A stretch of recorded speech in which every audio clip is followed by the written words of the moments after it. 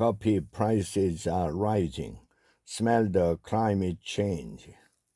Most Americans don't think twice about leaving half a glass of water on the table as they leave a restaurant. It's only when we pay for it that we tend to leave no drop behind. Cost drives alcohol decisions too. Ditch the cheap beer to beat the traffic home, but finish at $20 per pour even if it's made poorly. Now it seems we'll be playing this game with the coffee.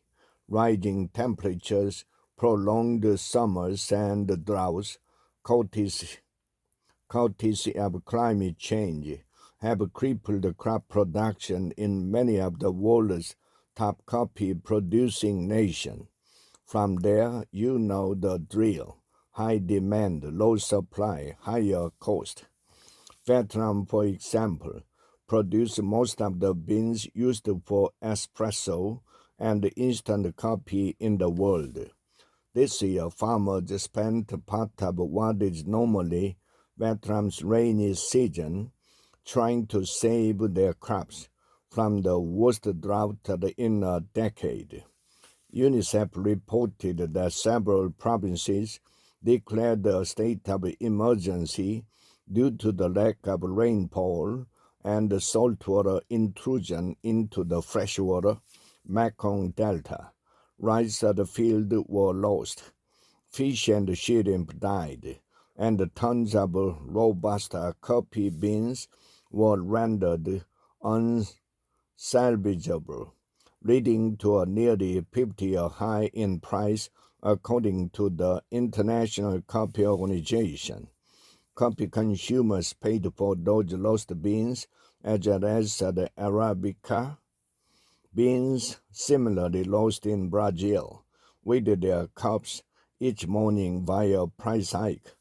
And by coffee consumers, I'm mainly talking Americans, as they are the industry's second largest bean importer.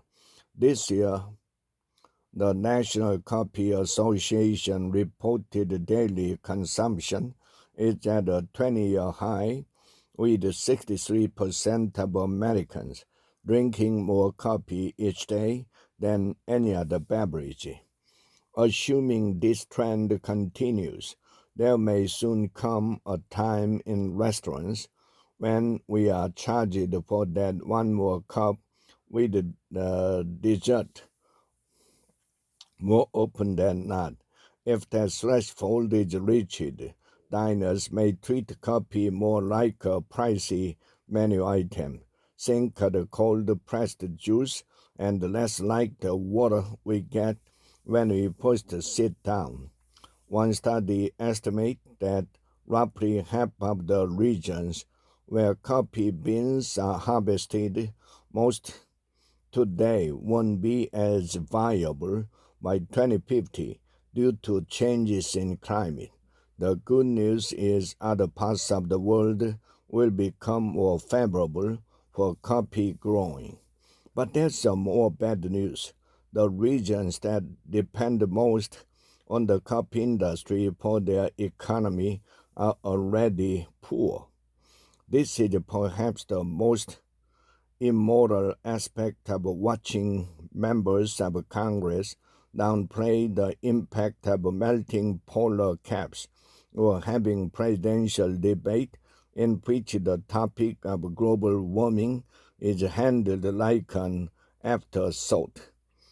Developing nations routinely suffer the most from the weather shift caused by industrialized, wealthier nations like ours. It's only our distance from so many of the calamities that we contribute to that allowed so many candidates for public office to adopt the gaslighting as an effective political strategy.